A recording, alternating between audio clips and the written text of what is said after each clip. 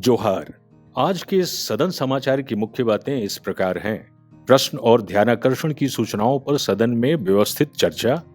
वित्तीय वर्ष 2025-26 का द्वितीय अनुपूरक व्यय विवरणी सदन से अनुमोदित और झारखंड विनियोग संख्या 4 विधेयक 2025 सदन से स्वीकृत।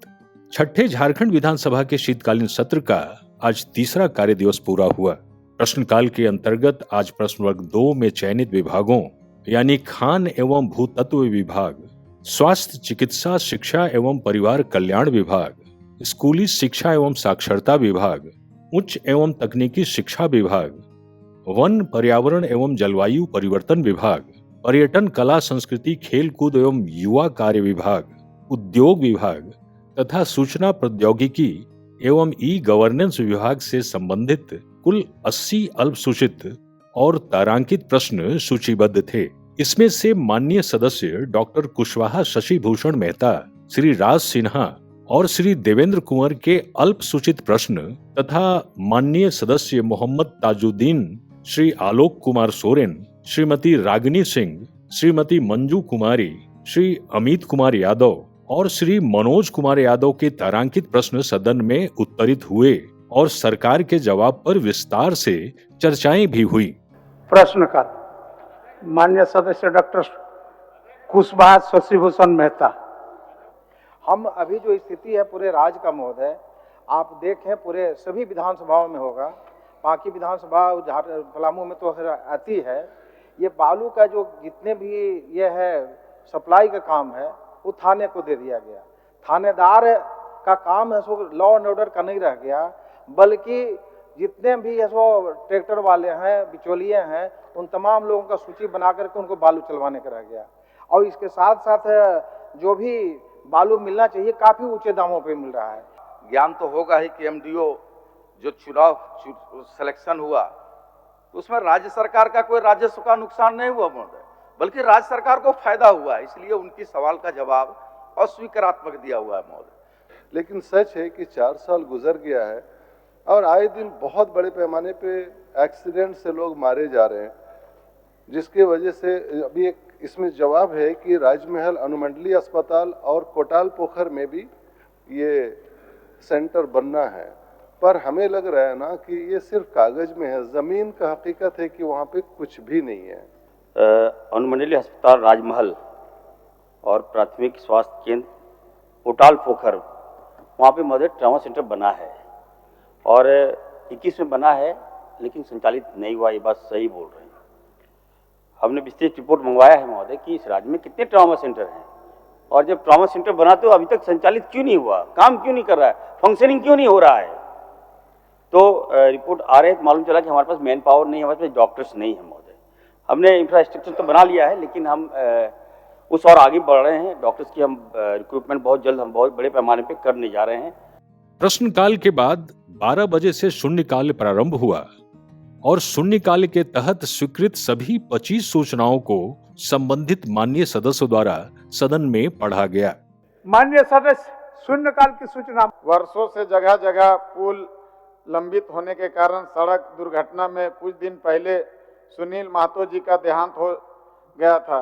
प्रतिदिन दुर्घटना होती रहती है। आम जन का आगमन में भी काफी कठिनाइयों का सामना करना पड़ता है। मझियां प्रखंड के करमडी मेन रोड से जोगीवीर नहर होते हुए ग्राम सकरकोनी तक एवं पलामू जिला के उंटारी प्रखंड में ग्राम बसरिया से करकट्टा जोगा जमदिया होते हुए चचरिया मुख्य पथ तक सड़क काफी जर्जर स्थिति में है।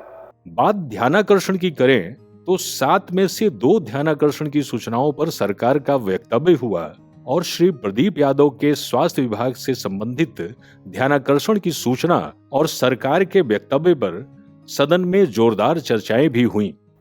ध्यानाकर्षण की सूचनाएं। सर्वश्री प्रदीप यादव जी। थैलेसीमिया से पीड़ित बच्चों का, सिकल सेल, अप्लास्टिक एनीमिया से पीड़ित हजारों बच्चे जो रोज जीने मरने की लड़ाई से जूझ रहे हैं। अध्यक्ष महोदय, हमें उत्तर मिला है। हमें लगता है कि जितना यह गंभीर विषय है मंत्रालय ने उतनी गंभीरता से न लेकर के इसे सतही तौर पर उत्तर देने का प्रयास किया है। हम बताना चाहते हैं कि इस राज्य में थैलेसीमिया की जो आंकड़े प्रदीप जी ने बताया, लगभग 11,000 आप बता रहे हैं, हमें लगता है महोदय वो आंकड़े कम हैं।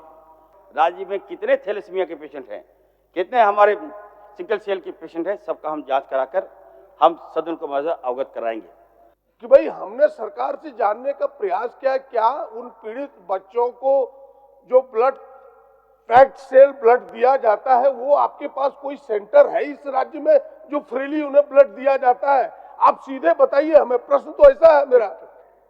माननीय मंत्री महोदय हर जगह है ब्लड, हम लोग ट्रांसफ्यूजन कराते हैं महोदय, ये कोई बड़ी बात नहीं है, हर जगह ब्लड कराते हैं। सदर हॉस्पिटल में हमारा है महोदय, रांची सदर हॉस्पिटल में है। दूसरा महोदय बोन मैरो ट्रांसप्लांट इसका इलाज है। हम प्रदीप जी को कहना चाहते हैं इसका जो ट्रीटमेंट है महोदय एक ले रहे हैं, ये हल्का प्रश्न नहीं है अध्यक्ष महोदय। कह रहा है कि रांची में हम कराते, क्या पूरे राज्य के बच्चे रांची आएंगे? आप बताएं, मेरे पास ये प्रश्न है। और रांची में फ्री नहीं होता अध्यक्ष महोदय, मैं सारे सबूत को लेके आया हूं। देखिए, मैं एक ऐसे बच्चे का सबूत लेके आया हूं, साक्षी कुमारी, जो किसी और का नहीं, मुख्य सचेतक की पोती है अध्यक्ष महोदय। दूसरी पाली में वित्तीय कार्य के तहत वित्तीय वर्ष 2025-26 के अनुपूरक व्यय विवरणी में सम्मिलित अनुदान की मांगों पर वाद विवाद हुआ। फिर उस पर सरकार का उत्तर तथा मतदान हुआ। अनुदान की मांगों में कटौती का प्रस्ताव प्रतिपक्ष की ओर से माननीय सदस्य श्री नवीन जायसवाल द्वारा रखा गया। अनुदानों की मांग पर वाद विवाद में माननीय सदस्य श्री नवीन जायसवाल, श्री हेमलाल मुर्मू, नेता प्रतिपक्ष श्री बाबूलाल मारांडी, श्री सुरेश कुमार बैठा, श्री सुरेश पासवान, श्री अरूप चटर्जी, श्री सरयू राय, श्री जनार्दन पासवान, श्री निर्मल महतो, श्री जयराम कुमार महतो, श्री समीर मोहंती, श्री चंदेश्वर प्रसाद सिंह और श्री राजेश कच्छप ने हिस्सा लिया और इनके द्वारा इन विभागों से जुड़े बातों को सदन के समक्ष रखा गया। प्रभारी मंत्री वित्त भुगतान के दौरान जो व्यय होगा उसकी पूर्ति के लिए 37,66,70,000 रुपए से अनाधिक राशि प्रदान की जाए। माननीय सदस्य श्री नवीन जायसवाल जी अपना कटौती प्रस्ताव प्रस्तुत करें। श्री नवीन जायसवाल जी। अध्यक्ष महोदय, मैं मांग करता हूं कि उक्त शीर्षक की मांग 10 रुपए से घटाई जाए।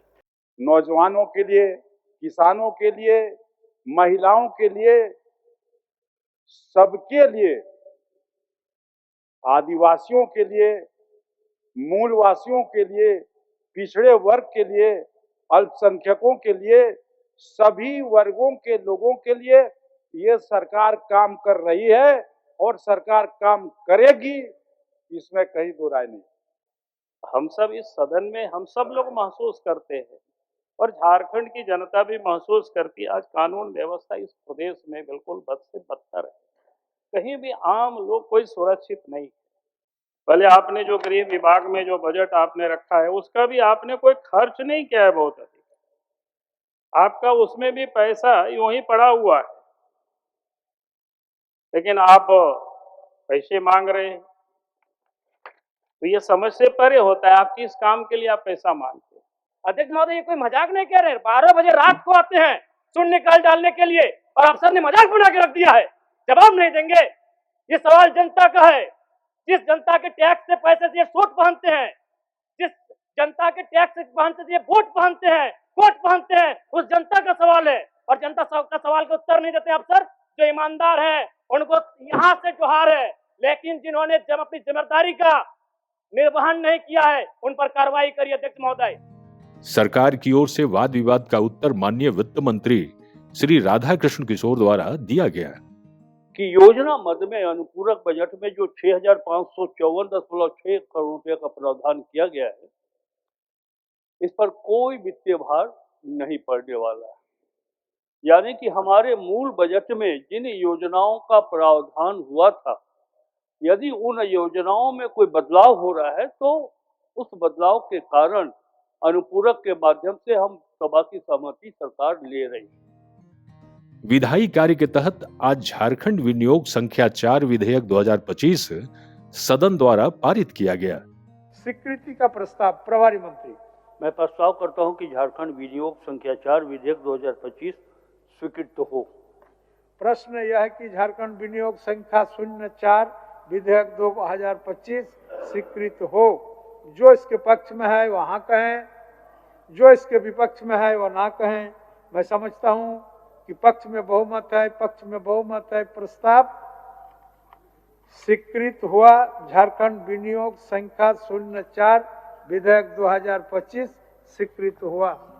इसके पश्चात सदन की कार्यवाही दिनांक 10 दिसंबर 2025 के 11 बजे पूर्वाह्न तक के लिए स्थगित कर दी गई।